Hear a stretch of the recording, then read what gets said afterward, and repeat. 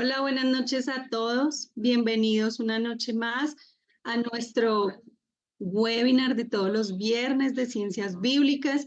Estamos muy felices de que ustedes estén hoy aquí, que se tomen el tiempo de conectarse para aprender de la palabra de Dios. Nos alegra muchísimo también contar con excelentes expositores que cada viernes nos llevan a aprender cosas nuevas, cosas muy importantes que nos ayudan a seguir creciendo en la palabra del Señor. Entonces, muy bienvenidos. Para iniciar, vamos a hacer una pequeña oración para darle gracias al Señor por este tiempo. Les pido que me acompañen, por favor. Señor, te damos gracias por esta noche. Gracias por cada persona que se conecta desde cada país de Latinoamérica y aún más allá, Dios. Gracias por estas personas que te aman, que anhelan conocer más y más de tu palabra, Señor. Gracias, Padre Santo, porque tú les amas, les bendices, les guardas, les acompañas. Te doy muchísimas gracias por las Sociedades Bíblicas Unidas, Señor. Gracias por todos los países que trabajan detrás de todo esto para que este webinar sea posible, por cada maestro, por las personas de soporte técnico, por todos los que colaboran aquí, Señor. También te pedimos, por favor, que les bendigas y que seas tú proveyendo, Señor, para que podamos seguir desarrollando todos estos proyectos para que tu palabra se siga difundiendo. Gracias por este tiempo. Permítenos aprender algo que podamos llevar a la práctica, que nos pueda ayudar a crecer espiritualmente, personalmente. Señor, te lo pedimos y bendecimos al profesor que está acompañando el día de hoy, Señor. Gracias por usarlo para enseñarnos más de ti, de tu palabra. En el nombre de Jesús, amén. Y bueno, muy bienvenidos a todos. Hoy tenemos un tema muy especial, muy interesante. Se llama Pasajes de difícil traducción del Antiguo Testamento. Y tenemos un profesor que las personas que se conectan seguido ya lo conocen muy bien, un excelente docente. Él se llama Luis Rogelio Garavito, es guatemalteco. Les cuento un poquito acerca de él para los que no lo conocen. Él es casado desde hace 26 años, tiene 2 hijos, es consultor para traducciones de la Sociedad Bíblica de Guatemala, biblista con especialidad en hebreo clásico. Actualmente se encuentra trabajando en un proyecto de lengua de señas en Guatemala y 12 proyectos de traducción bíblica para idiomas indígenas en Guatemala y México.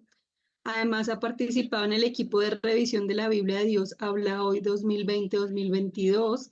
Es docente en diplomados de las Sociedades Bíblicas Unidas Latinoamericanas, docente del Diplomado de Ciencias Bíblicas de la Sociedad Bíblica de Guatemala. También es docente de la licenciatura y maestrías de la Universidad Panamericana. Tiene una maestría en Teología Pastoral de la Universidad Panamericana y una licenciatura en Teología de la Universidad Panamericana. Además cuenta con certificaciones en traducción bíblica y consultoría, arqueología, historia bíblica, traducción bíblica. Tiene una certificación en consultoría para proyectos de traducción. Es facilitador de Kairos International, certificado como tutor de cursos virtuales y participa en el Foro Universitario de Vicerrectores de Educación Basada en Competencias. Entonces, como se dan cuenta, es un profesor muy capacitado que sé que hoy nos va a compartir una información que nos va a hacer crecer mucho y aprender mucho de la palabra del Señor. Entonces, también quiero invitarlos, antes de darle paso al profesor, que por favor no olviden escribir en el chat su nombre, de qué país nos escriben, para que puedan participar en el concurso del recurso bíblico. Entonces, al final del webinar estaremos nombrando los ganadores de cada país. Entonces, por favor, escriban. Y ahora sí le doy paso a nuestro profesor Luis. Muchísimas gracias, profe, por dedicar este tiempo para enseñarnos. Buenas tardes, buenas noches a todos los amigos, hermanos que se están conectando y están ya presentes acá en la sala de Zoom y también a través de las diferentes redes sociales de las sociedades bíblicas que retransmiten estas conferencias. Siempre es un gran gusto y un honor el estar con ustedes para compartir diferentes temas. Es increíble la cantidad de temas que ya se han ido compartiendo a lo largo de estos años ya de experiencia en los webinars y los temas tan interesantes que se han entregado. Yo voy a compartir la pantalla de mi presentación para que podamos tener la imagen del material que vamos a estar compartiendo y desarrollando la tarde de hoy. Quiero avisarles a todos los que están siguiendo la transmisión que a través de las diferentes contactos de las redes sociales, de las sociedades bíblicas en sus países, pueden solicitar también el acceso a la presentación que vamos a estar compartiendo la tarde de hoy. Así es que les animo a estar ahí pendientes siempre con el tema también de sus preguntas que pueden hacer llegar a través de los diferentes medios. Hoy vamos a platicar acerca de pasajes de difícil traducción en el Antiguo Testamento y vamos a acercarnos de una manera un tanto crítica. Este es un tema muy, muy amplio y en cierta forma también bastante técnico, y vamos a tratar de hacerlo lo más accesible y sencillo posible para que todos aprendamos algo esta tarde, con el tema siempre enfocados en la traducción, en el tema de la traducción bíblica. Y quiero iniciar pensando en las palabras de nuestro Señor Jesucristo cuando en una determinada discusión Él le dice a los que están oyendo y a sus interlocutores, les dice que es necesario hacer esto sin dejar de hacer aquello, mencionando la importancia de dos actividades que algunas personas querían como poner en extremos, ¿no? Y entonces, en este punto y de lo que vamos a platicar hoy en el tema de la traducción bíblica, yo quiero resaltar al inicio el balance apropiado que debemos tener entre la fe y la razón. Estas duplas que son importantes que las meditemos, el balance que debemos tener entre nuestra devoción, pero también en la búsqueda de la erudición. Y esto el tema de la erudición pues va a ir dependiendo de las actividades a las que nos dediquemos, las atribuciones que nosotros tengamos y las responsabilidades que tengamos también. La Biblia dice que al que más se le da, también más se le demanda, con el tema ahí de la erudición.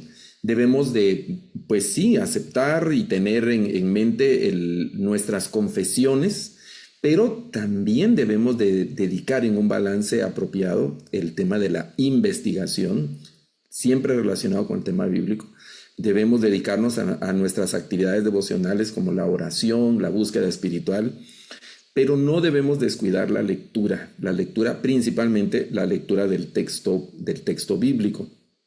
Debemos atesorar, respetar y compartir nuestros dogmas, pero también debemos acompañar esas declaraciones dogmáticas con nuestra exégesis, la exégesis que es esa búsqueda, que es esa investigación, también lectura y relectura de nuestros textos. Debemos de aceptar, mantener y compartir, vivir de acuerdo a nuestras doctrinas, a la doctrina cristiana en general, pero eso no nos debe cerrar al diálogo. Nuestras doctrinas y matices doctrinales que se van marcando pues en nuestras diferentes expresiones cristianas no nos deben de separar, sino que debemos de tener un espacio suficientemente amplio para el diálogo, nuestros diálogos, entendiendo de que no somos poseedores de la verdad absoluta. Algo siempre vamos a tener que aprender y algo vamos a tener que meditar, intercambiar con las otras expresiones, ¿no?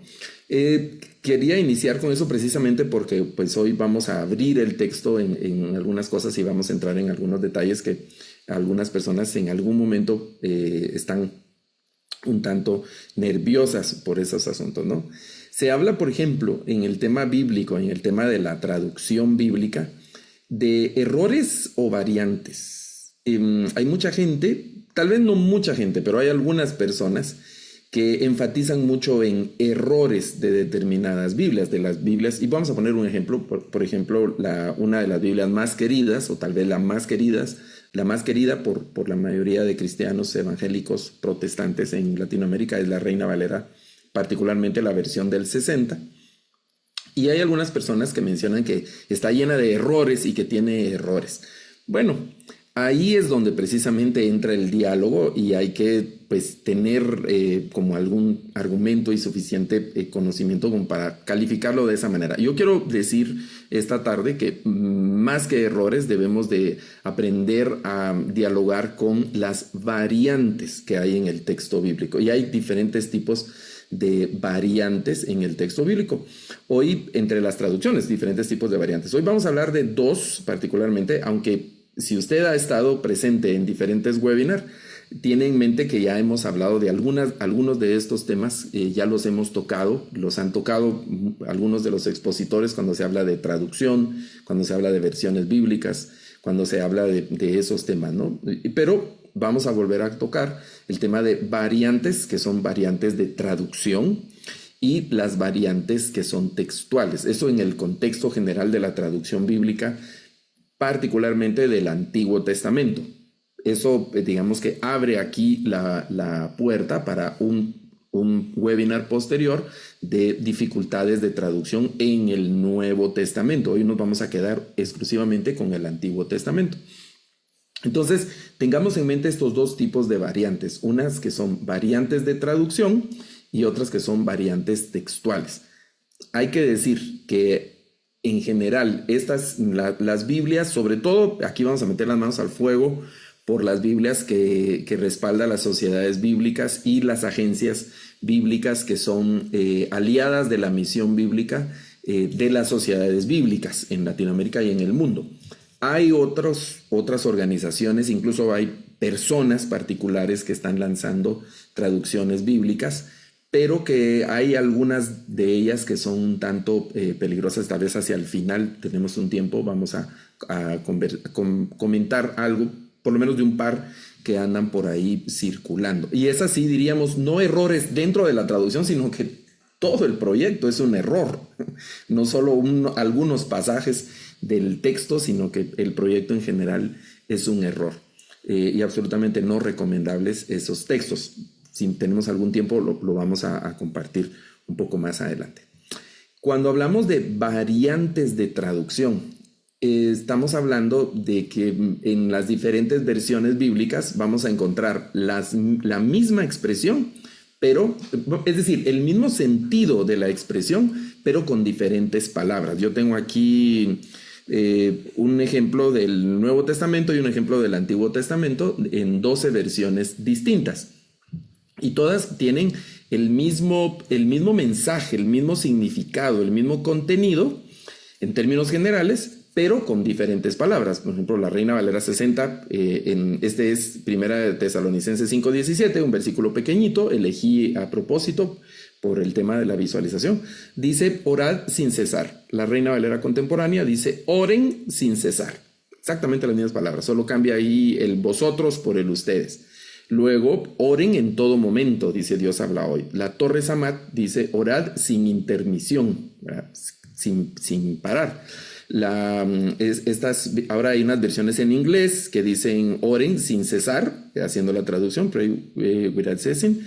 Igual sean oradores incesantes, ¿verdad? En oración, o sean incesantes en la oración, o esa otra versión en inglés.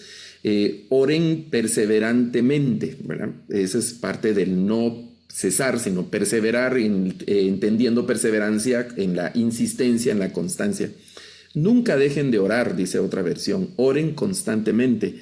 Y nunca paren de orar, dice esta versión en inglés, oren sin desistir, continuamente sean oradores, un asunto así podría ser esta traducción, este último. Entonces vemos que 12 versiones diferentes, cambian algunas palabras, pero en el sentido general de la traducción es el mismo. Esa solo es, vamos a decirlo como una variante de traducción en cuanto al estilo y en cuanto a la forma de la traducción. El sentido es el mismo, ¿no? Por ejemplo, en el ejemplo del Antiguo Testamento elegí Proverbios 31:10, pero este ejercicio lo podemos hacer con todo el Antiguo Testamento, ¿no? Y es el tema de la mujer virtuosa. Eso dice, así inicia el Proverbios 31:10.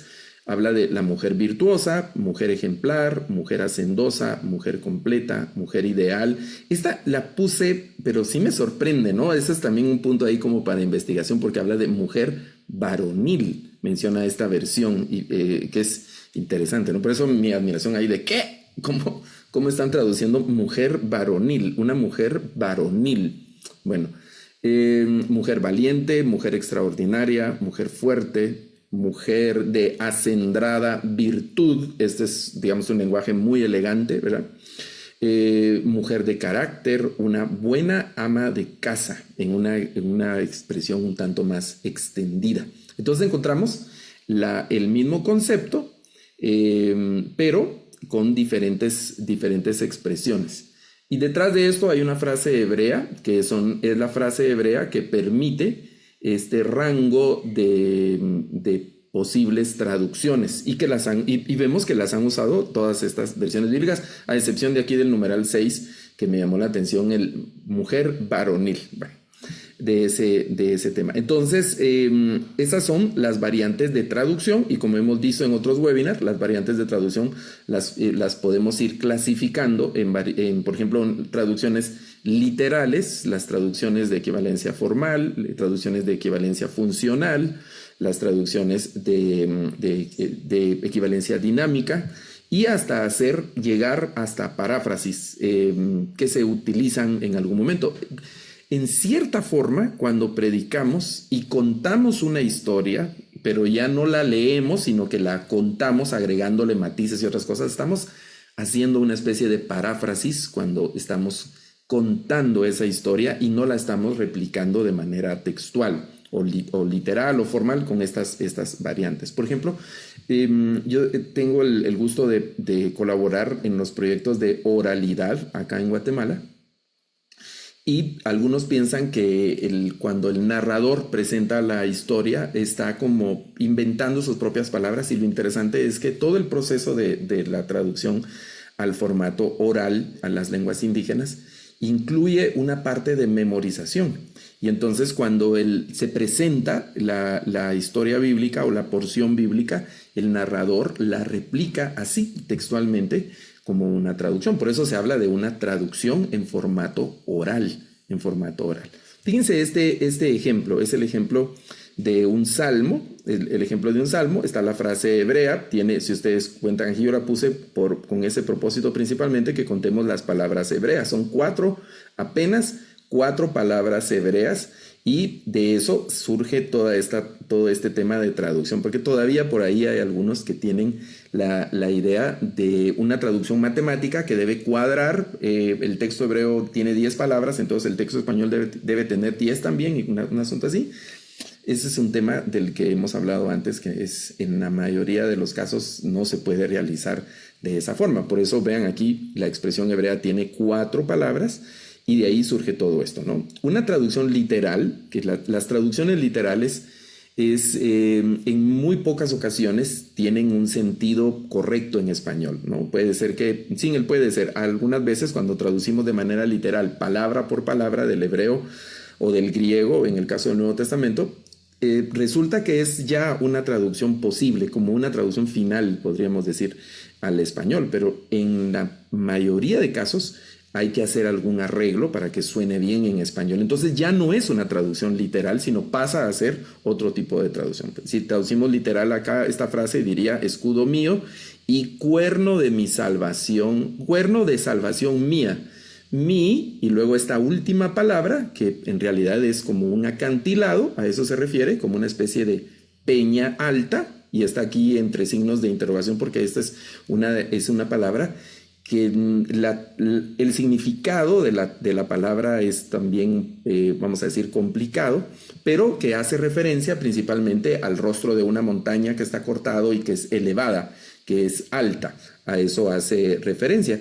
Y la primera palabra también hace referencia a un cuerno, a los cuernos, como en algunos países se dice cachos, como los cuernos, los cachos que sobresalen en la cabeza de ciertos animales. En el contexto del Antiguo Testamento estaban principalmente los toros, el ganado y algunos carneros también, y las cabras, que usaban estos cuernos así muy prominentes y muy, muy fuertes. En los diferentes contextos, principalmente, bueno, en el contexto del Antiguo Testamento, los cuernos de los animales eran símbolo de fuerza, de vigor también, ¿no? De ímpetu.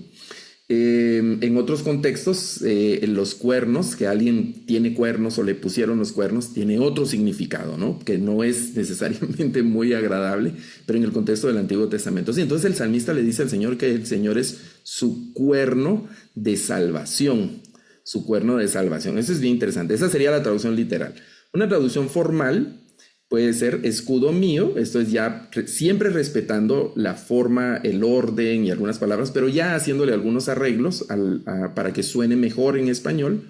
Escudo mío y el cuerno de mi salvación, acercándonos bastante a la literalidad porque seguimos usando cuerno. Pero ¿qué sentido tiene el cuerno en la salvación para el salmista? Porque es una referencia a cuernos de animales. En otros contextos esta palabra son los cuernos de un toro, los cuernos que hacían para hacer trompetas, como los shofares, los cuernos donde depositaban líquidos como aceite y otros, incluso en algunas ocasiones algunos granos. Por ejemplo, los profetas cargaban en un cuerno que era de algún animal, cargaban ahí, era como un depósito, ¿no?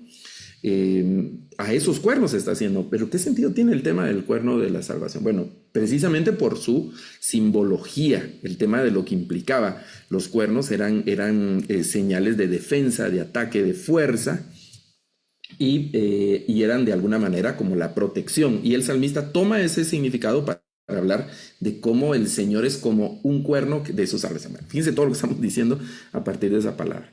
Y luego la última frase, que incluye la palabra que se refiere a los acantilados: mi altura inexpugnable. Esta ya es una versión bíblica, solo que no puse las versiones de donde tomé estos versículos. Y habla de una altura.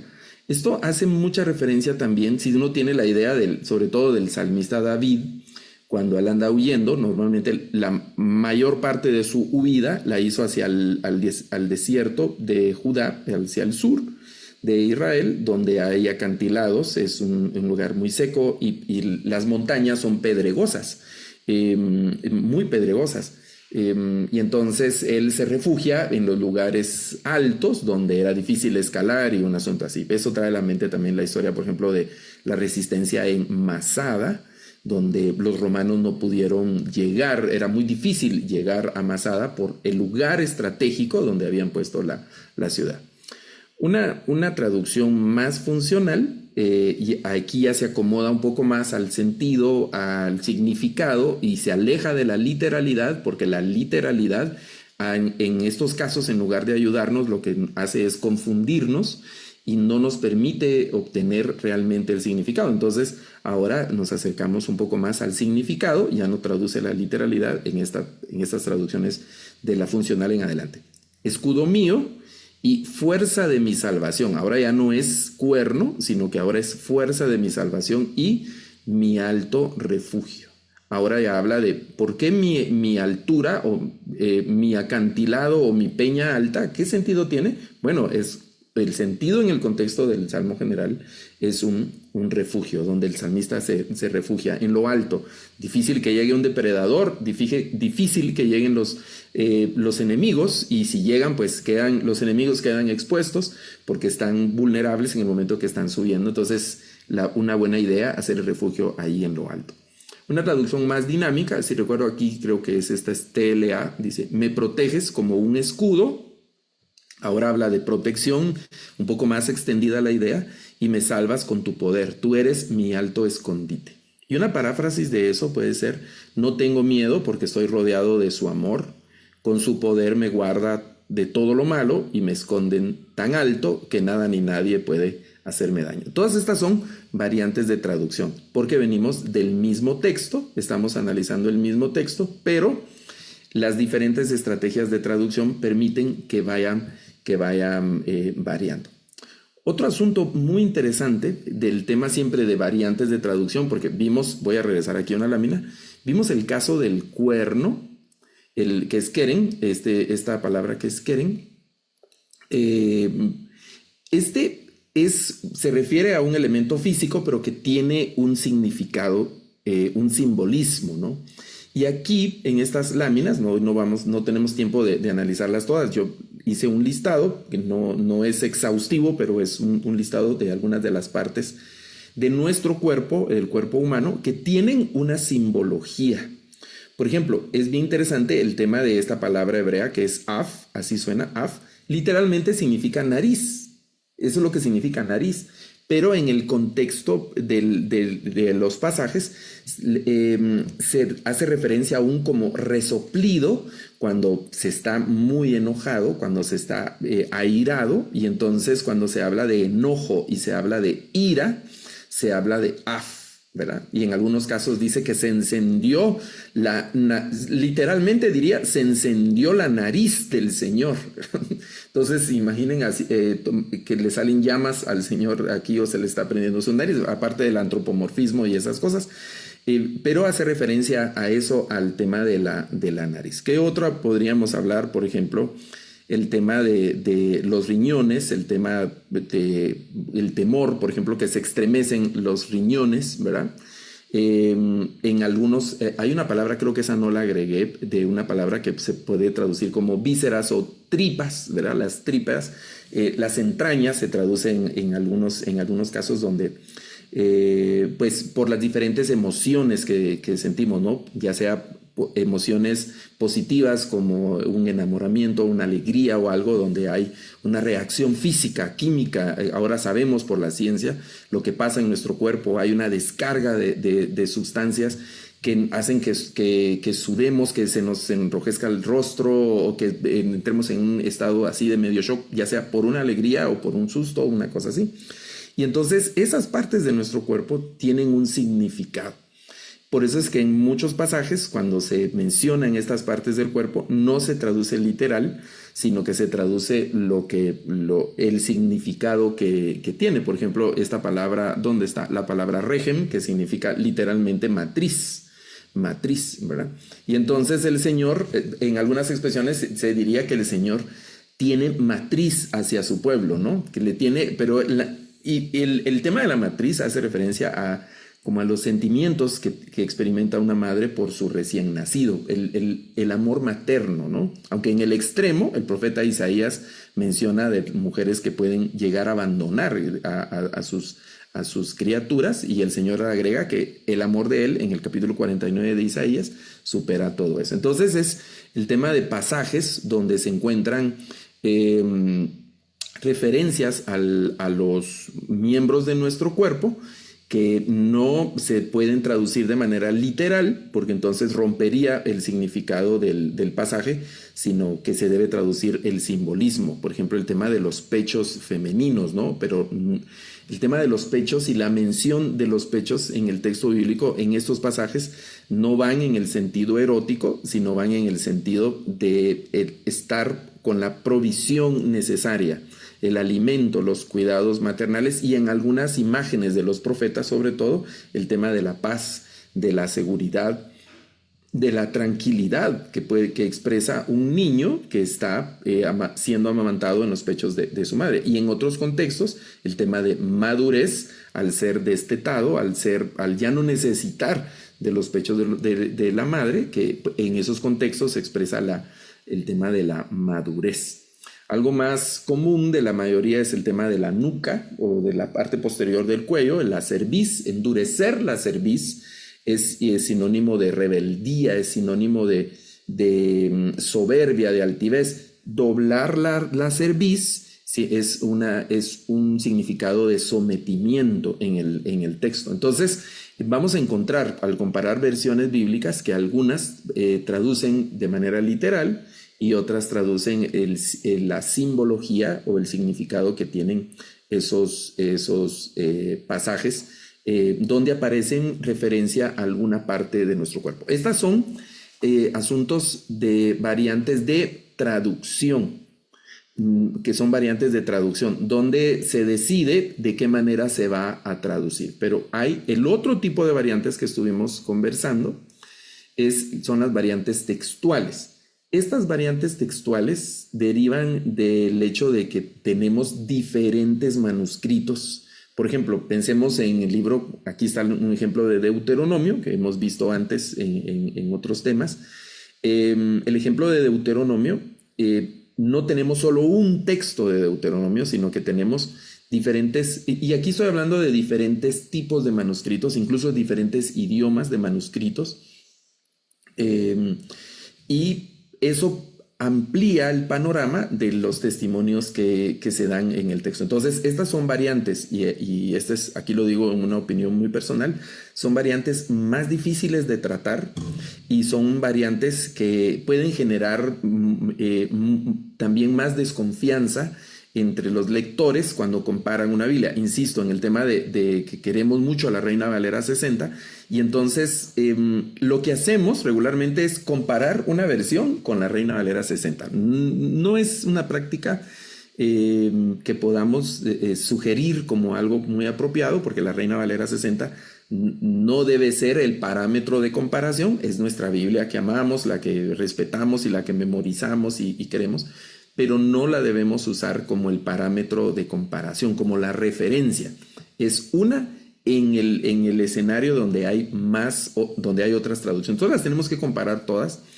Y entonces nos sentimos un poco inseguros y sentimos un poco de temor al encontrar que hay variantes muy dramáticas en algunas versiones. Incluso textos que se desaparecen o que cambian de lugar, capítulos que cambian de extensión, y la numeración de los capítulos y cosas como esas se da por las variantes textuales. ¿Qué significan las variantes textuales? Porque surgen de diferentes textos, de diferentes manuscritos. Miren este pasaje de Deuteronomio 32:8. En la Reina Valera dice, hacia el final del versículo, hijos de Israel. En la Biblia de Jerusalén dice hijos de Dios, y en la Nueva Traducción Viviente dice ángeles de Dios. Ángeles de Dios. Son tres lecturas distintas. Hijos de Israel no es lo mismo que hijos de Dios, y no es lo mismo que ángeles de Dios en esa traducción. ¿Qué está ocurriendo? Bueno, el códice de Alepo y el texto masorético son los que tienen la lectura hijos de Israel. Y si hacemos referencias, entonces Reina Valera toma la lectura del texto masorético. Luego la Biblia de Jerusalén toma la lectura de los rollos del Mar Muerto, siguiendo hijos de Bene Elohim, que son hijos de Dios. Y la Nueva Traducción Viviente sigue en ese versículo, sigue a la Septuaginta, traduciendo Angelon Seu, ¿verdad? De ángeles de Dios, ángeles de Dios. Hay tres manuscritos distintos, y eso da la posibilidad de tres lecturas diferentes que tenemos en tres versiones de la Biblia distintas que circulan entre nosotros de amplia distribución, ¿no? La Reina Valera 60, la Biblia de Jerusalén y la Nueva Traducción Viviente. En las versiones de estudio de estas Biblias es posible, en algunas de ellas yo he visto las notas donde hablan de otras posibles lecturas, y entonces anotan algo de lo que está pasando en los otros manuscritos. Y eso es bien interesante entonces, ¿no? Porque da lugar a otras lecturas que vienen de otros manuscritos. Estas no son variantes, no podemos llamarlas, digamos, en un aspecto general, son variantes de traducción, pero de la manera que lo estamos abordando esta tarde, noche en algunas ciudades, vamos a llamarlas como las variantes textuales, porque derivan de las distintas lecturas que hay en distintos textos, en distintos manuscritos. Entonces, si hablamos del texto del Antiguo Testamento, particularmente del texto hebreo del Antiguo Testamento, tenemos que aceptar hechos y situaciones como que solo tenemos copias, no tenemos originales, ni siquiera sabemos cuántas copias realmente se hicieron de los textos, y esas copias son testigos de un texto muy antiguo.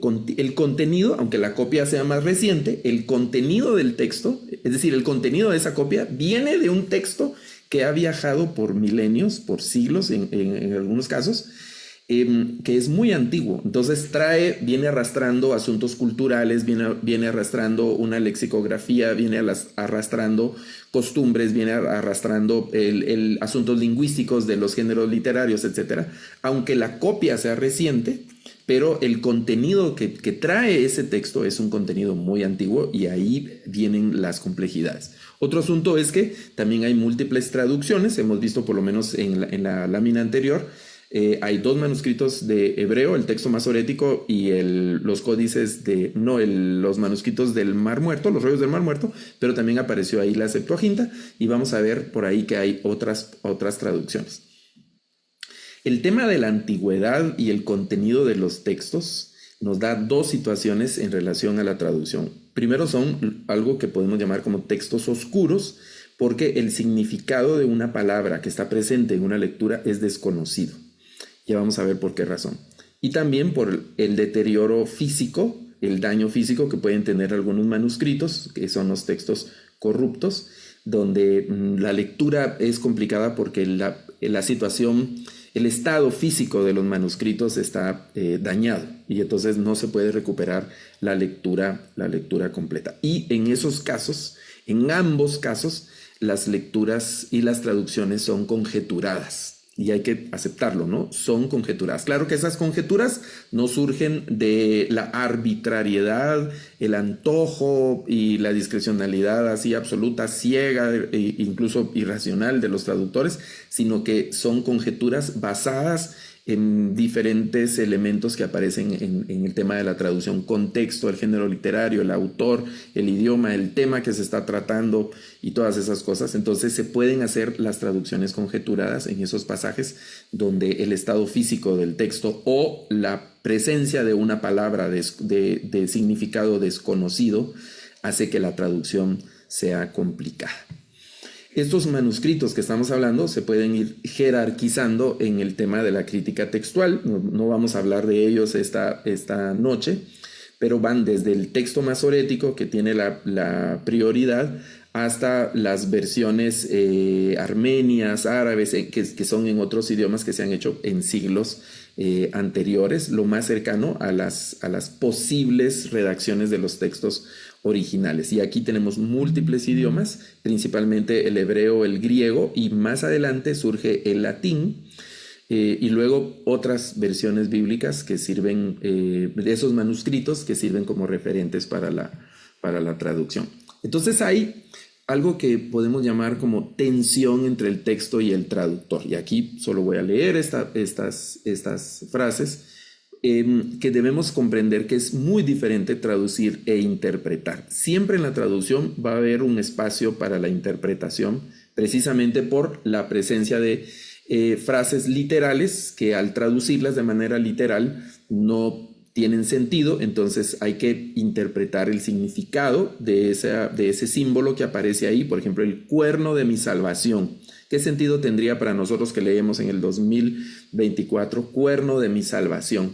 Bueno, tenemos que hacer un análisis de la cultura, etcétera, etcétera, y del significado, por qué usaban cuerno, qué entendía el lector o la persona que oía cuando alguien decía el cuerno de mi salvación, qué era lo que entendía, ¿no? Si yo voy en un contexto aquí en países latinoamericanos y digo que me pusieron los cuernos o que soy cornudo, que tengo muchos cuernos, pues se va a entender de una manera. Si cambio de contexto y vuelvo a decir la frase, yo tengo muchos cuernos, se va a entender de otra manera. Entonces, la literalidad no va a ayudar. Ve, ahí está el tema de la interpretación.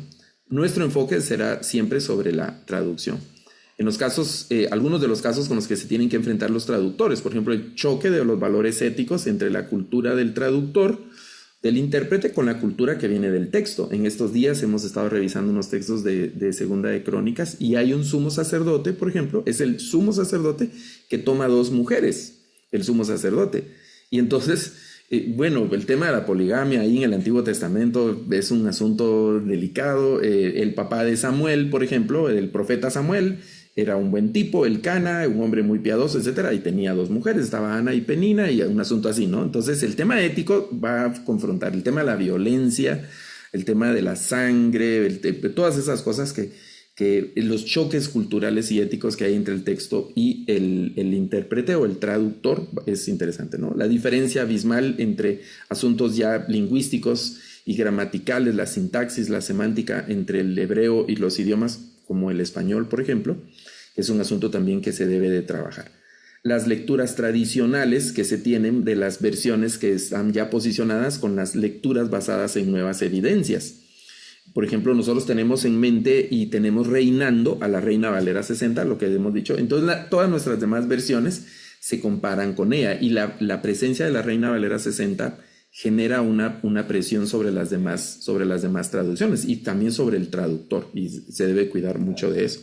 Y este es un tema, no nos vamos a detener mucho aquí, pero el tema de, en el caso del Antiguo Testamento, forzar una cristianización del texto. Entonces, eso es algo muy peligroso porque hacemos y si me permiten usar esta frase, una contaminación, tal vez no es la mejor expresión, quiero encontrarla, pero contaminación teológica en la traducción, si no tenemos el cuidado por nuestra presión cristiana, de cristianizar el Antiguo Testamento, y eso es un tema sumamente delicado en el asunto de la traducción, ¿no?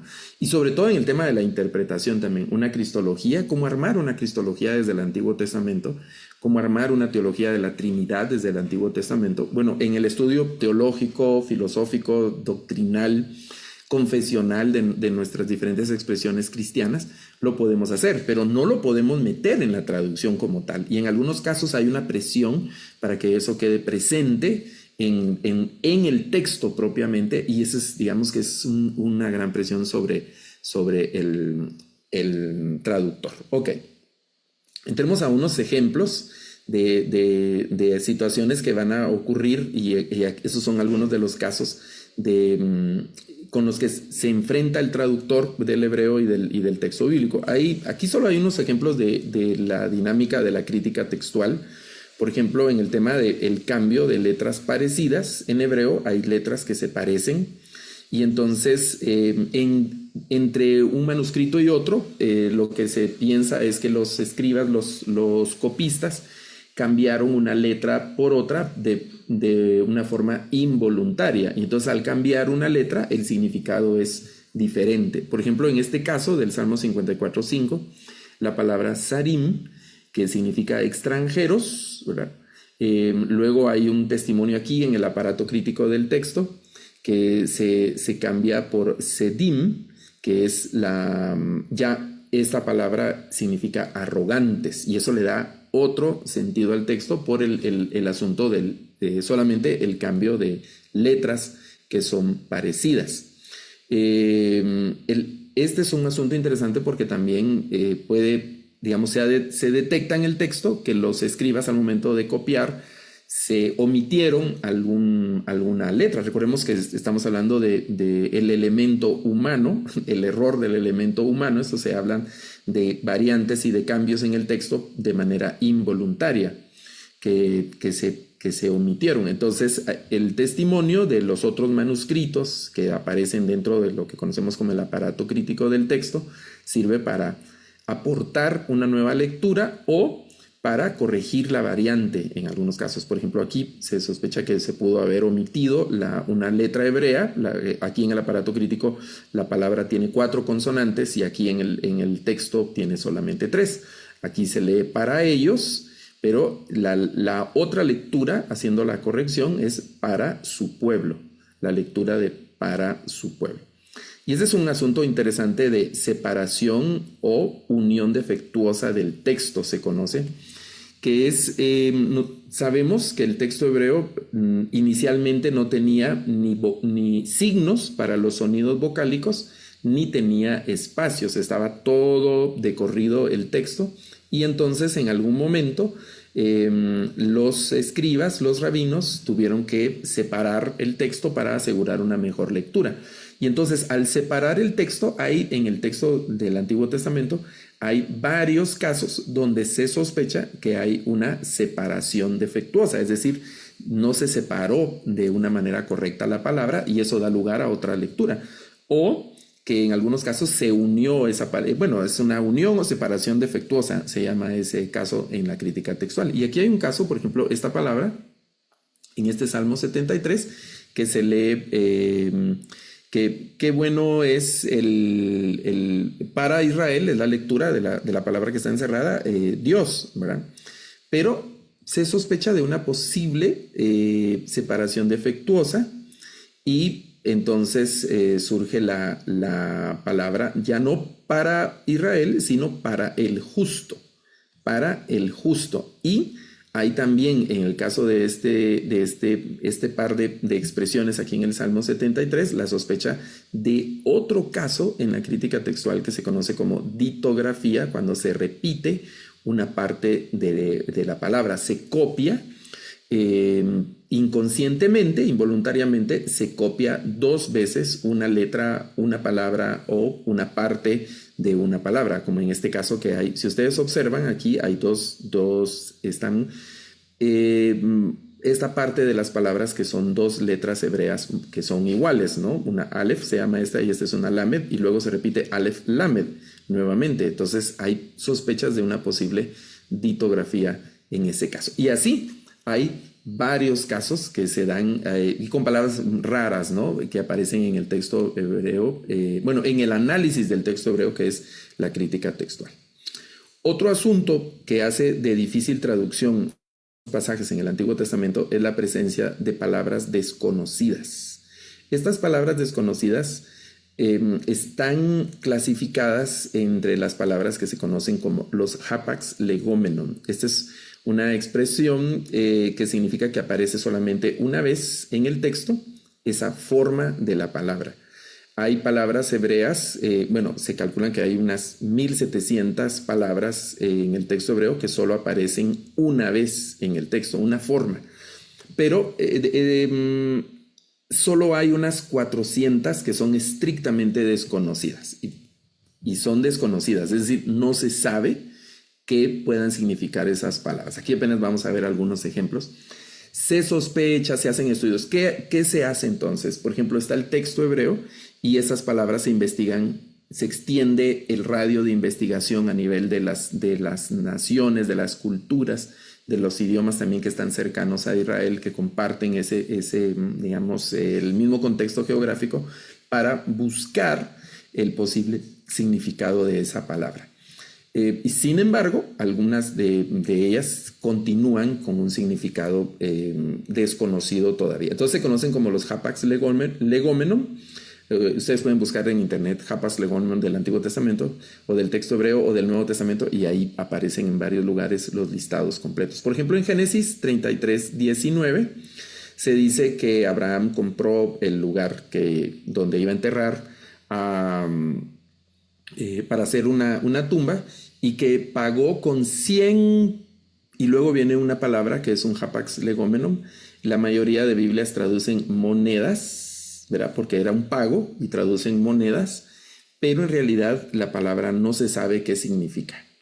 Algunos opinan que puede significar ovejas, porque en otros textos han traducido ovejas. Por ejemplo, en el texto Onkelos del texto en la Septuaginta, en la Vulgata Latina, en el Pentateuco Samaritano, en el texto siriaco y en algunas versiones arábicas ponen corderos en esa palabra. Es decir, que pagó por la tumba o el terreno donde iba a poner la tumba, pagó con 100 corderos, no con 100 monedas. Incluso algunos ponen monedas de plata, agregan.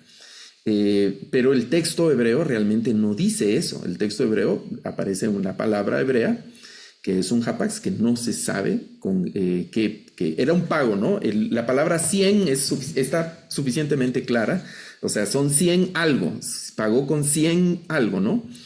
El uso del dinero en ese contexto es discutido. Que Abraham portara monedas es muy discutido. Quien está haciendo la compra ahí portara monedas y que la transacción fuera con monedas es muy discutido.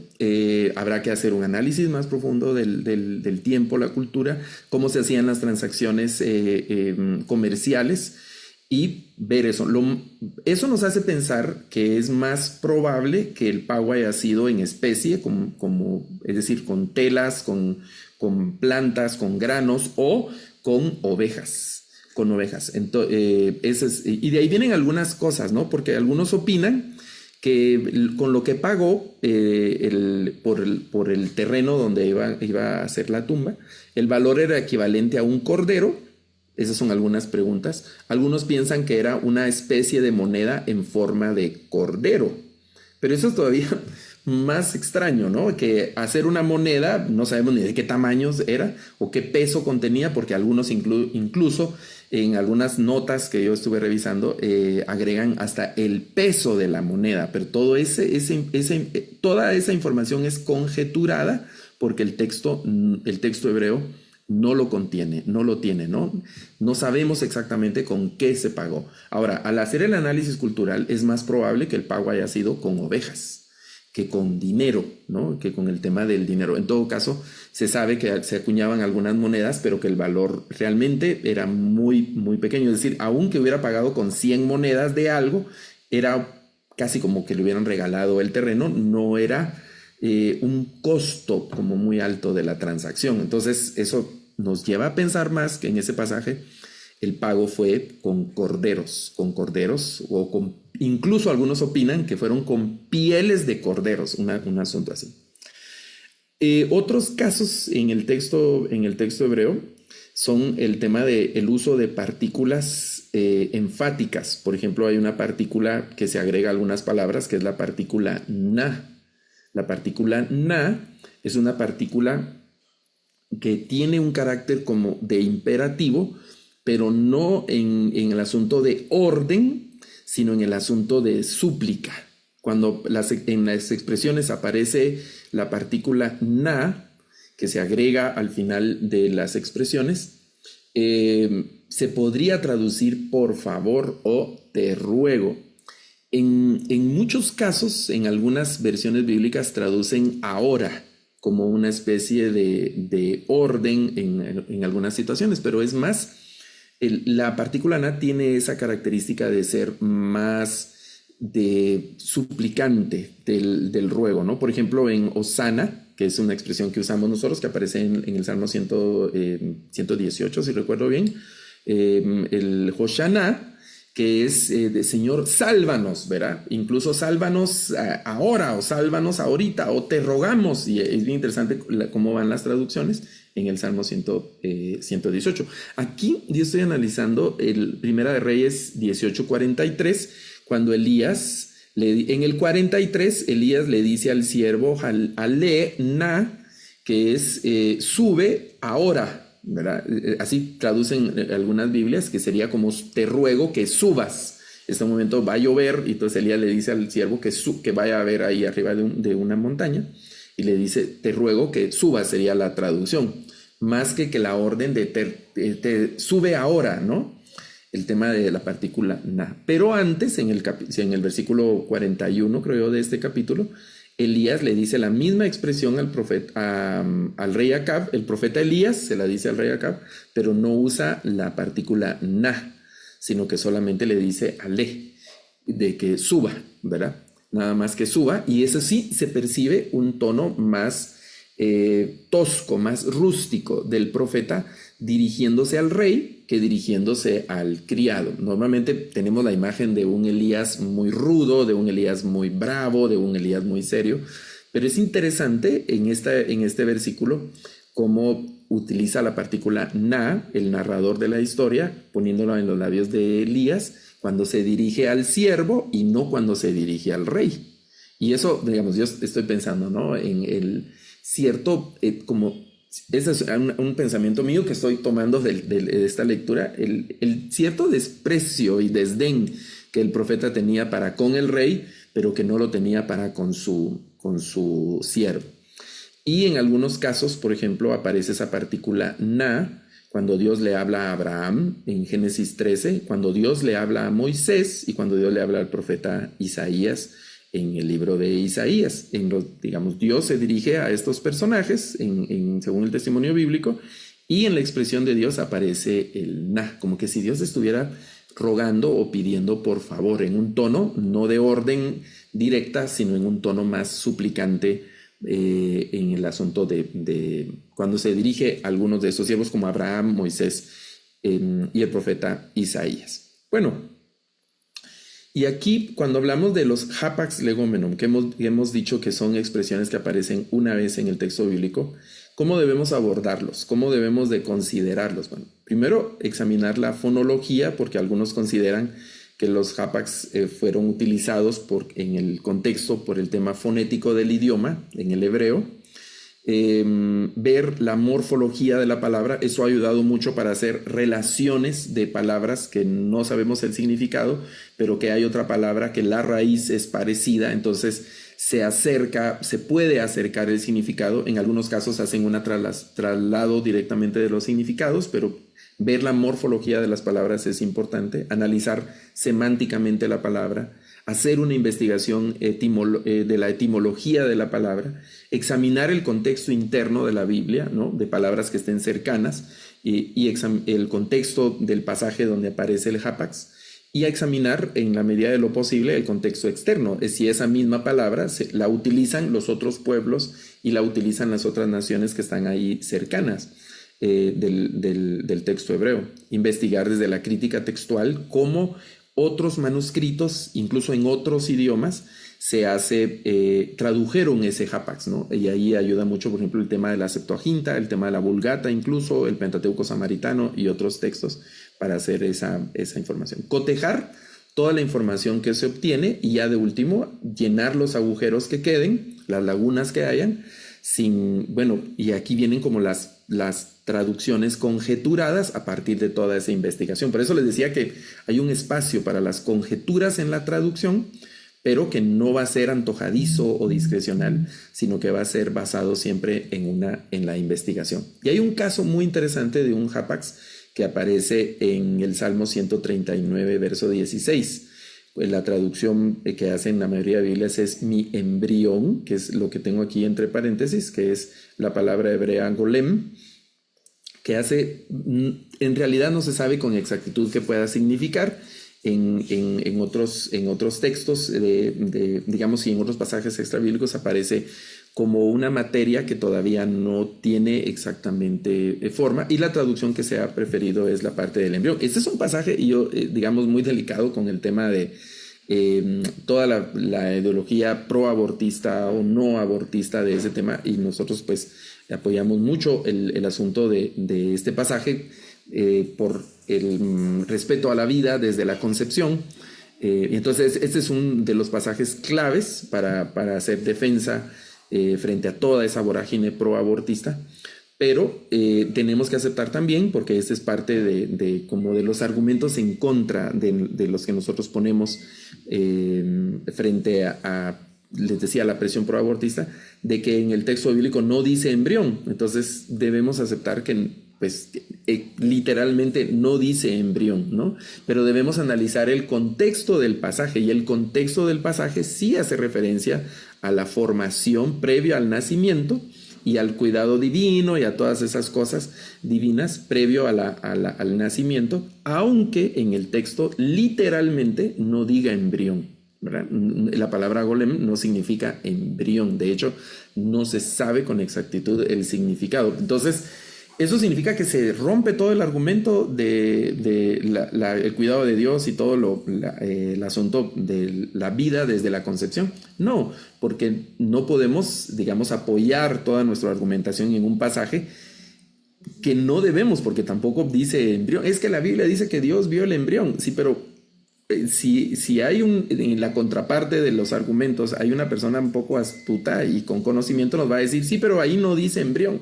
Bien, dice embrión, y le vamos a sacar la Valera 60 a nosotros, y la otra persona nos va a sacar el hebreo, y entonces, digamos ahí, el hebreo y el español debemos darle prioridad al hebreo, y entonces son pasajes, y decimos, sí, mire, ahí la otra vez yo estuve en un webinar y ahí dijeron que ese era un hapax, pero no nos quedemos con ese versículo, veamos todo el contexto del Salmo 139. ¿Qué dice el Salmo 139? Y además está este otro pasaje y este otro pasaje que apoyan el argumento general que ahí aparece. Bueno, ¿quiénes creen ustedes que se llevan los primeros lugares de los textos bíblicos? Porque hemos dicho que hay un poco más de 1700 hapax en el Antiguo Testamento, pero hay principalmente 3 libros en los que se reúne la mayoría de los hapax legomeno. En tercer lugar tenemos el libro de los Salmos. Contiene 132 hapax legomenum aproximadamente, ahí hay un más menos.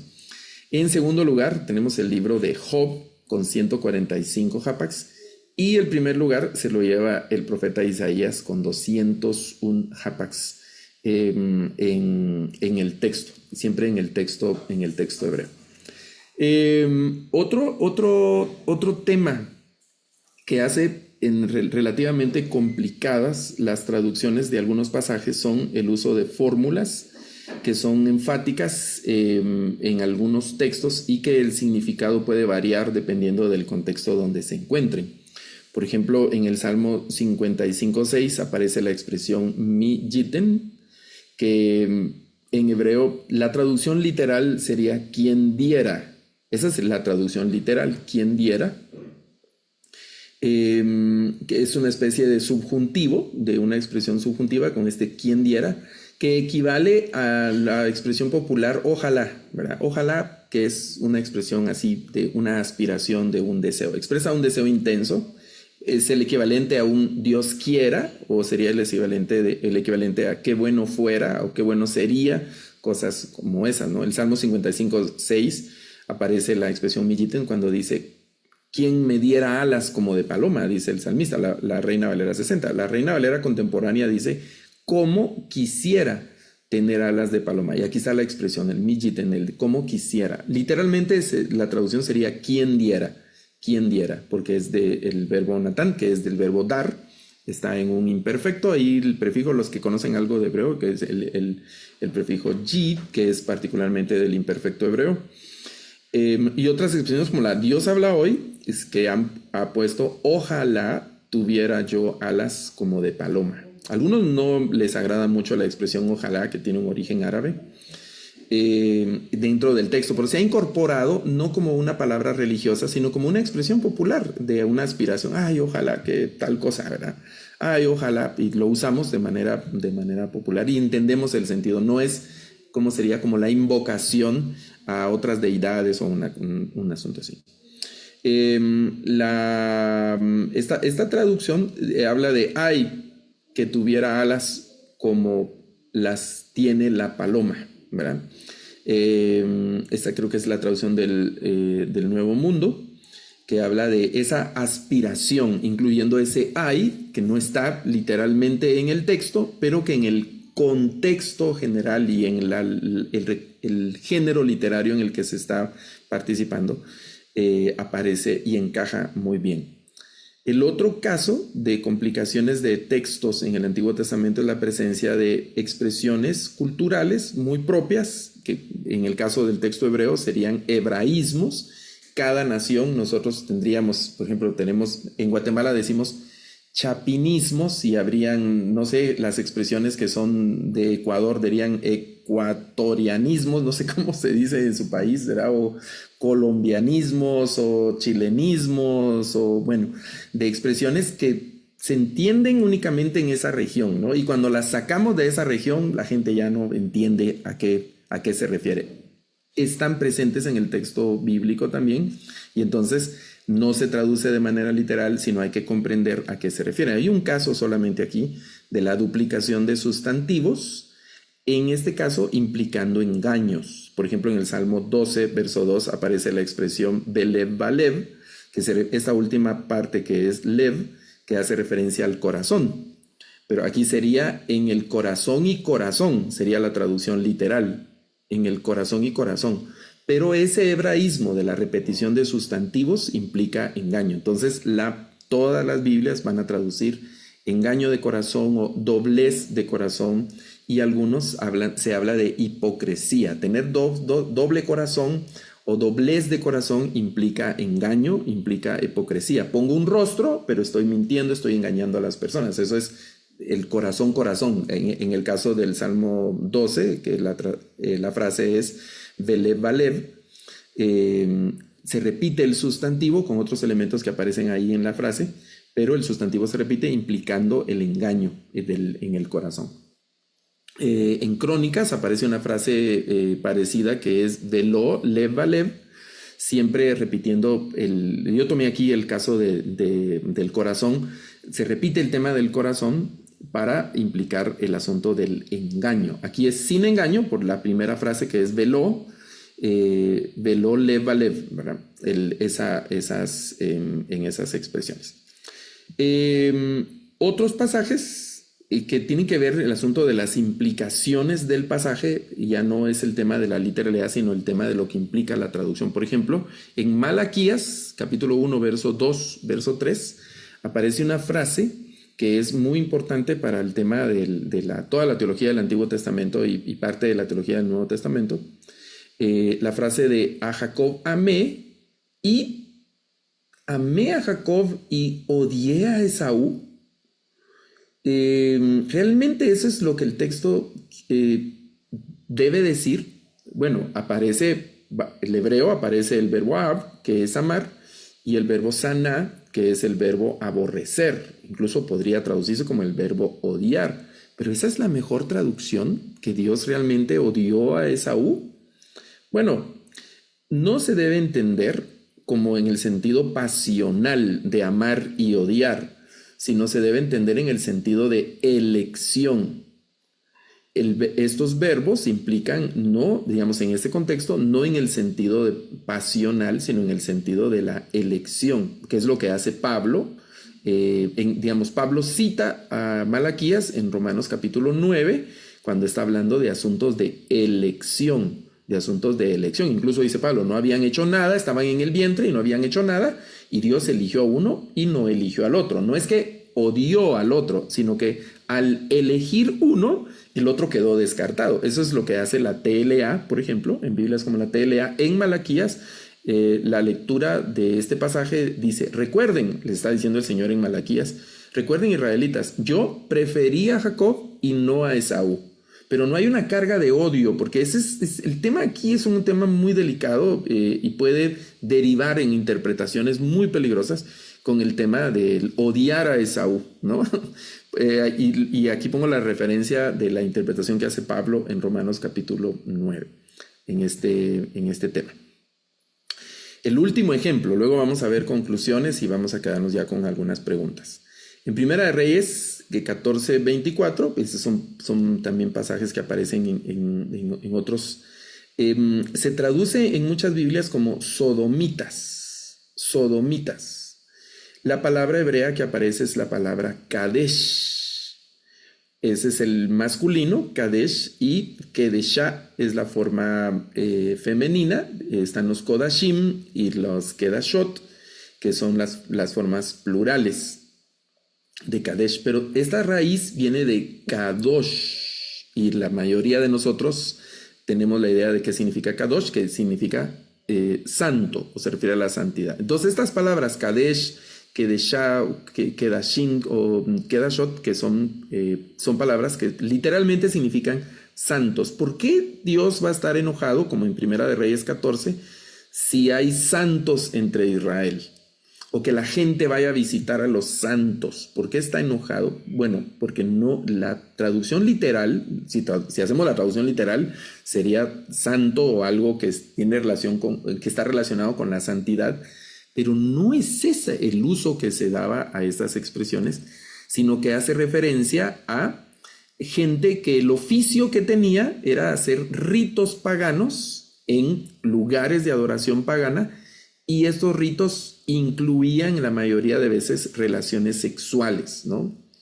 De todo tipo, de heterosexualidad, de homosexualidad, incluso bestialismo, en estas ceremonias que se hacían. Y entonces a esas personas se les conocía como una especie de santos, ¿verdad? A mí esta frase me choca, lo de prostitución sagrada, pero así se refiere, ¿no? Se me hace una contradicción total. No puede haber ningún tipo de prostitución que sea sagrada, pero es una frase del tema de la prostitución sagrada y se ha traducido como sodomía.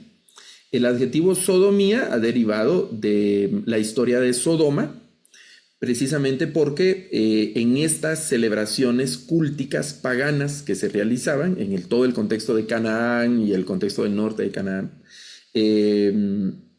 se practicaban, generalmente eran hombres y llegaban los ofrendantes y practicaban, tenían un acercamiento sexual de distintas índoles y entonces había mucha homosexualidad. De ahí se conecta el tema de la sodomía, porque también incluía el bestialismo en algunos casos.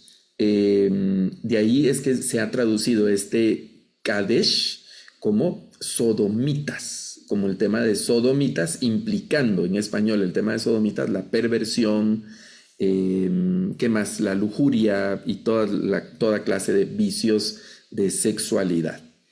Y es interesante también que este es un oficio que era como bien visto en la cultura porque era relacionado con las deidades y el culto, y aparte eran el ejercicio de la prostitución, propiamente de la prostitución. Hay un sustantivo que es, estoy olvidando ahora, soná, el sustantivo soná en hebreo, que es prostituta, ¿verdad? El ejercicio de la prostitución. Pero el ejercicio de la prostitución es uno, y el ejercicio religioso de estos cultos que incluían acercamientos sexuales es otro, ¿verdad? A esto se refiere Oseas en el capítulo 4 particularmente, en este tema. Ok, hagamos algunas conclusiones y me voy a detener aquí para el tema de las preguntas. Seamos humildes cuando nos acercamos al texto. Seamos humildes, pues no está todo dicho. No todo está dicho, y lo que se ha dicho hasta ahora en las traducciones no es lo definitivo. Vamos a estar expuestos constantemente, va a pasar toda esta generación, han pasado generaciones de traductores, por ejemplo, todas las personas que trabajaron en la Reina Valera 60 y que luego fue publicada, pues ya no están con nosotros, y luego se levantó una nueva generación. Ahora hay una nueva generación de traductores que están trabajando, revisando, proyectando nuevas Biblias hacia el futuro, y mientras la historia de la humanidad se extienda, habrá necesario. Entonces, no se ha dicho todo hasta ahora, la investigación es vigente, entonces tenemos que ser humildes, sabiendo de que van a surgir nuevas cosas, y eso nos debe, a nosotros los lectores, nos debe de mantener atentos y llevarnos a una investigación constante. Investiguemos constantemente, dediquemos un esfuerzo para el tema bíblico a investigar. Para poder hacer una correcta investigación va a ser necesario que nos capacitemos, como estar presente en actividades como estas, los webinars. Si no los podemos ver en vivo el día viernes, veámoslos en la semana que sigue. Quedan las grabaciones en las páginas de las redes sociales de las sociedades bíblicas. Busquemos incesantemente una mejor lectura, y estemos conscientes de nuestras parcialidades, y por eso el tema del diálogo es muy importante, porque yo voy a obtener unos datos, pero otras personas van a obtener otros datos y tengo que intercambiar para poder hacer una mejor construcción. Aceptemos que nunca dominaremos totalmente al texto bíblico. El texto bíblico siempre nos va a superar, siempre nos va a superar, siempre nos va a exigir, siempre nos va a demandar, y nosotros vamos a ir detrás del texto bíblico. Nunca lo vamos a dominar completamente. Permitamos que el texto bíblico nos sorprenda, que diga lo que tenga que decir el texto. No le impongamos nosotros al texto. Dejemos que el texto mande, ¿no? El texto manda, pero no lo tratemos de avasallar. Sometamos nuestra teología y nuestras confesiones, sometámoslas al texto. Y no sometamos el texto a nuestras confesiones. Es que el texto tiene que decir lo que yo pienso, ¿no? Este está mal porque dice diferente a lo que yo pienso, ¿no? Averigüemos por qué. Porque el texto bíblico es el que se debe priorizar. Y una recomendación muy puntual es que debemos aprender acerca del uso instrumental de los idiomas bíblicos para poder acercarnos de una mejor manera y comprender también todas estas complejidades que se dan en el momento de acercarnos a una determinada versión. Bueno, hay tanto más que hablar, pero yo me voy a detener aquí para dar paso a algunas preguntas que tenemos ahí presentes. Así que nos quedamos, creo que, con Rolando, que va a dirigir las preguntas, y gracias por escucharme esta tarde. Gracias, profe. Muchísimas gracias por esa exposición tan excelente. Yo creo que todos quedamos con ganas de más, de conocer más, de aprender más. Vamos a responder ya ahorita unas preguntas. Antes de eso, quisiera compartirles una información muy importante, y es acerca de nuestro diplomado que está a punto de iniciar, nuestro diplomado en ética bíblica. Hemos diseñado este diplomado, es nuevo, estamos apenas iniciando esta posibilidad de tocar la Biblia desde un punto diferente. Sabemos que estamos ante una sociedad en la que predomina el relativismo moral, cada cual tiene una percepción de la verdad diferente y esto nos ha llevado a muchas consecuencias para la iglesia, para la familia, para la sociedad. Lo que queremos con este diplomado es que hagamos un análisis de los desafíos contemporáneos a los que nos estamos enfrentando y que toquemos temas cruciales como la vida, la dignidad humana, los derechos humanos, la familia, la identidad, desde una perspectiva de la ética bíblica. Y a partir de allí podamos crear ese impacto positivo en nuestro entorno, en nuestra sociedad, en nuestras comunidades. Y a través de este diplomado, ¿qué van a poder aprender? Primero vamos a profundizar en los valores y los principios bíblicos. También vamos a aprender cómo brindar orientación en las diversas áreas de la moral basado en estas verdades, ¿no? Cómo tomar decisiones informadas desde la ética bíblica y sobre todo, y muy importante, tener argumentos claros para defender los principios en los que creemos. A veces no sabemos que tenemos unos principios, pero no sabemos cómo defenderlos desde la Biblia. Entonces, queremos invitarlos a este diplomado. En el chat les estaré poniendo los WhatsApp de cada país. Allí pueden preguntar los costos, los horarios, porque todo esto depende de cada país. Entonces, súper invitados, súper invitados. Y también, bueno, ahora sí, en el chat pueden tener los WhatsApp y ahora sí vamos con Rolando, que nos estará contando qué preguntas nos hicieron.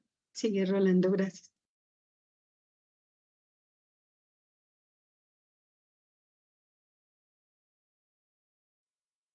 Bien, muchas gracias por este tiempo que hemos pasado. Ha sido de mucho interés.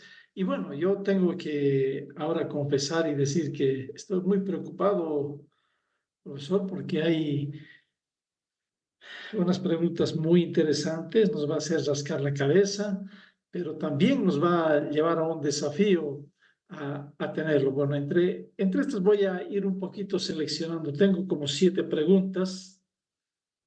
Y la primera comienza, profesor Luis, y dice, en un buen espíritu, creo que lo hizo esto, dice, ¿quién debería darnos la mejor pauta de cuál es la traducción más conservadora al momento de entregar la palabra?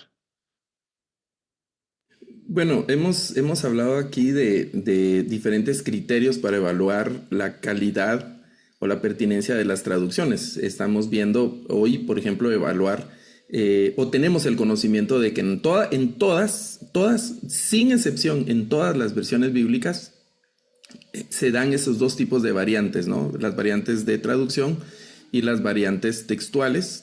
Y también la intencionalidad de las traducciones, si es más formal o si es más funcional la traducción. Entonces, señalar una en particular es muy aventurado porque la riqueza se da en la combinación de las distintas traducciones. Y en la práctica y la experiencia de la comparación de las traducciones, vamos a ir sacando nosotros nuestras propias conclusiones.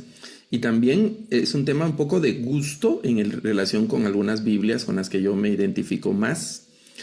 Y para hacer un acercamiento más técnico y si queremos hacer un acercamiento con más elementos de juicio, pues tenemos sí o sí, tenemos que aprender idiomas bíblicos, ¿verdad? Ahora, quiero agregar solo un asuntito más, que cualquiera de las versiones que usted encuentra en las salas de las diferentes sociedades bíblicas a lo largo de Latinoamérica van a ser muy buenas versiones que podemos nosotros recomendar absolutamente, ¿verdad? Luego, si hay otras que usted no encuentra ahí en las salas, puede acercarse y preguntar con alguien, ¿verdad? Que si esa nueva versión o algo, qué recomendaciones tiene algo, sobre todo si hay que estar pendiente de qué organización o qué personas las están produciendo. Gracias, profesor. Bueno, aquí hay otra interesante. Las preguntas hoy son muy sencillas, pero tienen una profundidad al momento de poder expresar. Dice, el trabajo misionero en sus países ha sido muy importante. Nuestros misioneros han traído la palabra de Dios. La traducción bíblica generalmente que ellos nos han traído ha estado basado en un principio doctrinal. ¿Cuál es el papel de nosotros como creyentes? ¿Escuchar al misionero por su posición doctrinal o escuchar a la Biblia traducida? Creo que ambas, ¿no? Somos gente confesionales y vamos a estar adscritos siempre a algún tipo de doctrina y de confesión. En la medida que vamos madurando y creciendo en nuestro conocimiento, pues vamos obteniendo también suficiente carácter y suficiente conocimiento, sabiduría, inteligencia para discernir de qué tan, tal vez esa expresión es válida, qué tan bíblica es mi doctrina, o qué tan doctrinal es mi conocimiento bíblico. Digamos, en mi sugerencia y con todo el cariño y respeto que todos me merecen, mi sugerencia es que en las conclusiones es que debemos someter nuestras doctrinas y teologías al texto bíblico. El texto bíblico debe mandar y no someter el texto bíblico a nuestras teologías, aunque sean tradicionales, ¿no? Tenemos una larga tradición cristiana, los reformados que venimos del movimiento, iglesias históricas tradicionales que vienen del movimiento reformado, las iglesias pentecostales o neopentecostales, de alguna manera están conectadas a las iglesias históricas también. Y entonces traemos más ¿qué? Más de 400, casi ya 500 años más de 500 años, ¿verdad? de la Reforma, de tradición teológica, y si vamos eso se conecta con la tradición de la Iglesia Católica. Entonces tenemos muchos siglos de tradición que pesan, pero hay que analizar toda esa tradición doctrinal y confesional en realidad con el contenido bíblico. Platicando con el proyecto de lengua de señas, estamos traduciendo Marcos, y ahí Jesús se enfrenta con los fariseos en el capítulo 7 porque sus discípulos no se lavan las manos. Y entonces hay una tradición rabínica, de farisea, que no necesariamente se encuadra con lo que el texto que Jesús está defendiendo en el pasaje de Marcos se enfrenta. Entonces él pregunta, ¿qué es más importante, obedecer sus tradiciones o obedecer la ley de Dios? Entonces ahí es donde está nuestra confrontación con el tema de nuestras tradiciones. ¿Qué tan bíblicas son nuestras doctrinas y nuestras teologías con el tema de comparándolo con la Biblia, ¿verdad? Muchas gracias. Muy interesante la respuesta. Bueno, aquí hay otro, se dice que la Biblia es infalible e inerrante. Con lo que nos explicó, ¿se puede decir que es inerrante e infalible? Sí. Con todo el sí. Aunque ahí ese tema de la inerrancia bíblica y todo eso amerita otro par de webinars, ¿verdad? Para dar una introducción al tema de la inerrancia bíblica, pero sí, con toda seguridad sí.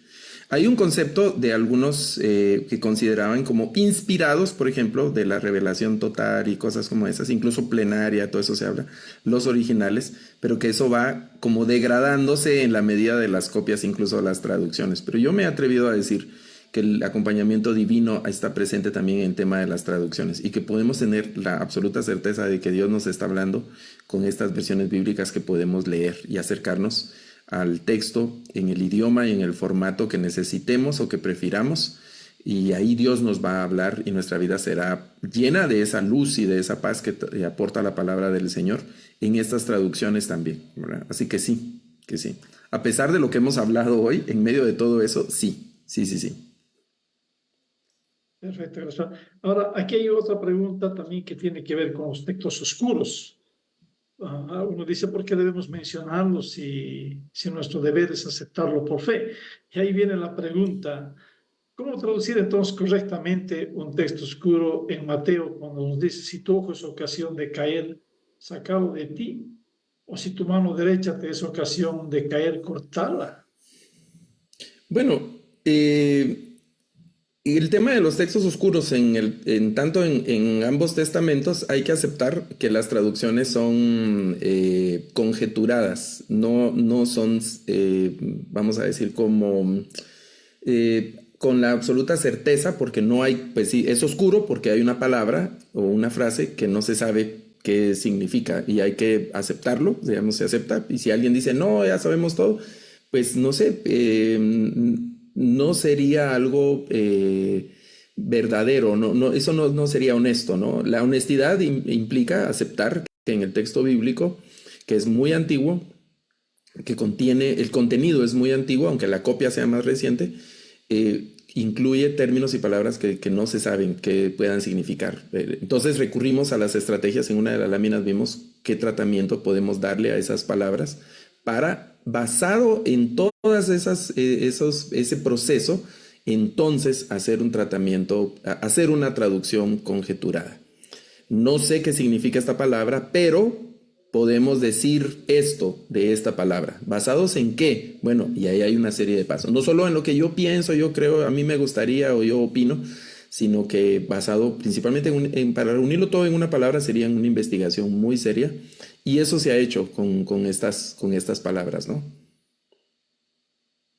Perfecto. Teniendo una última pregunta, dice, teniendo en cuenta que las distintas traducciones que se apoyan de distintas copias o recursos antiguos de traducciones, ¿por qué cuando usted menciona tantas versiones, también tiene que comparar el texto del Nuevo Mundo, la versión de los Testigos de Jehová? ¿Podría decirnos? Dice. Bueno, es una traducción más, ¿verdad? Y ¿qué será? Como en el universo de traducciones, por eso ustedes vieron también que yo puse en algunas láminas algunas traducciones en inglés.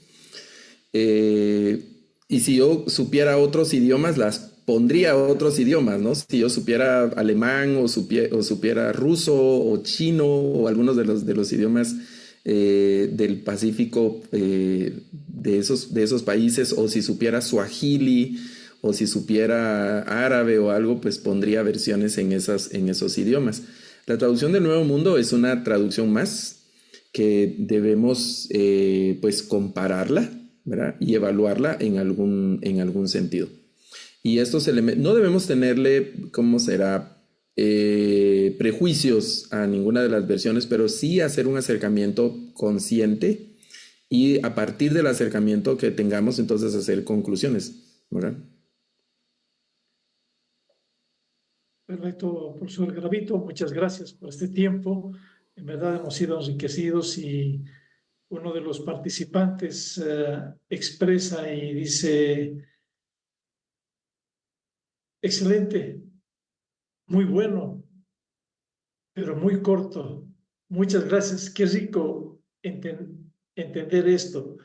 Y deberíamos tener otros textos para seguir exponiéndolo, que Dios lo bendiga. Y creo que como ese participante, también muchos de nosotros decimos que se pasa muy rápido el tiempo, pero hermanos, es así. Yo creo que ya las sociedades bíblicas vamos al tercer año de webinars y los que vamos guardando nuestras exposiciones, ya tenemos como un disco duro bien almacenado o como un códice con un montón de exposiciones. Muchas gracias, profesor Luis Garavito, y voy a dejar este tiempo a mis compañeros. No sé si vamos a continuar con hermano Pablo o Angie.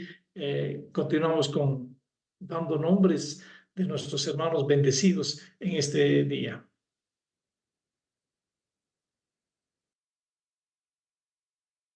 Bueno, vamos a dar el nombre de los ganadores. A ver, déjenme revisar. Aquí tenemos los ganadores.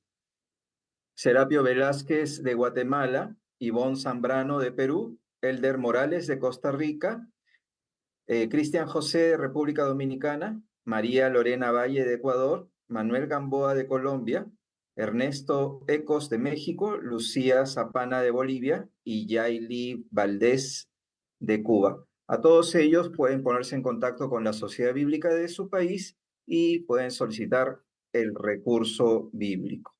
Muchas gracias, profesor Luis Garavito. Me quedo con la frase, capacitémonos constantemente. Y esta exposición le escribí ahí a Rolando Villena, que somos antiguos en las Sociedades Bíblicas Unidas, que este tipo de conferencias no se lo hemos escuchado ni a Edesio Sánchez, ni a Alfredo Tepox, y la generación antigua de los traductores de las Sociedades Bíblicas Unidas, y nos da gusto tener una nueva generación de traductores como tú, Luis Garavito. Nos hemos enriquecido bastante en esta noche. Y bueno, ¿qué webinar tenemos para la siguiente semana? A ver, Javier, si nos puedes ayudar a publicar el flyer de la siguiente semana. Hemos estudiado hoy día el análisis crítico. Para la siguiente semana tenemos un análisis sociológico y literario, el lenguaje bíblico de la vida social al lenguaje simbólico, ¿no? Entonces va a ser también por uno de los traductores jóvenes que tenemos ahora, es el magíster Rodrigo Rifo, que nos apoya también como consultor de traducción en Ecuador.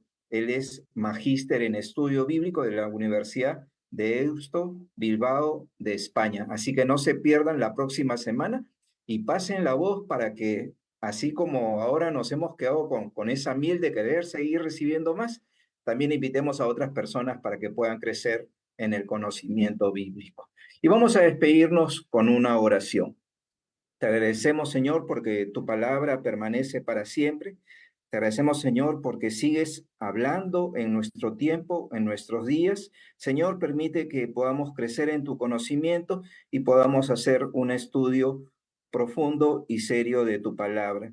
Señor, te agradecemos por el Ministerio de las Sociedades Bíblicas Unidas, especialmente por el Ministerio de Traducción. Y sobre todo te pedimos una bendición especial para el profesor Luis Garavito. Señor, también danos descanso en esta noche. Te alabamos y te bendecimos en el nombre de Cristo Jesús. Amén. Les invito a abrir sus micrófonos, sus cámaras y a saludarnos unos a otros. Muchas gracias por participar en esta noche.